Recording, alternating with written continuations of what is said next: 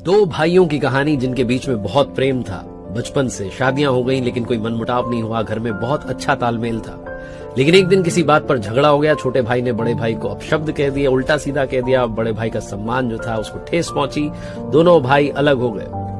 कभी मार्केट में भी दिख जाते थे तो दोनों इग्नोर करते थे, ऐसा लगता था जैसे भाई है ही नहीं। 8-10 साल बाद को हो गए। छोटे भाई की बेटी की शादी जो है वो फिक्स्ड हुई। वो रिश्ता तय हुआ तो गया बड़े भाई को मनाने के लिए, कहने के लिए कि भैया माफ कीजिए, आइएगा जरूर, आपको ही सारा काम संभालना है। लेकिन बड़े भाई ने ध्यान नहीं दिया, उसने कोई जवाब नहीं दिया। दोनों भाइयों के बीच में एक बात कॉमन थी, वो एक ही महात्मा को मानते थे, प्रवचन सुनने जाते थे। छोटा भाई गया प्रवचन सुनने तो महात्मा जी समझ गए कि भक्त उदास है। उन्होंने पूछा तो छोटे भाई ने बताया कि भैया सुन नहीं रहे, समझ नहीं रहे, माफी मांग रहा हूं, माफ नहीं कर रहे। अगले दिन बड़ा भाई गया तो महात्मा जी ने पूछा तुम्हारे भाई की बेटी की शादी है? उसने कहा हाँ। तो उन्होंने कहा तुम जाओगे? तो उसने कहा नहीं, उसने ये सब कर दिया, 10 साल पुरानी एक बात बता दी।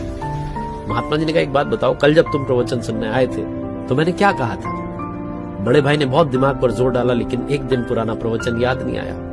महात्मा जी ने कहा एक दिन पहले एक अच्छी बात बताई, वो तुम्हें याद नहीं है, और 10 साल पहले एक बुरी घटना हुई, उसको शब्द शब्द एक शब्द अक्षरशः याद कर रखिए, वर्ड बाय वर्ड। भूलने वाली सारी बातें याद रखोगे तो जीवन भर विवाद करोगे। इसीलिए भूल जाइए और आगे बढ़ जाइए।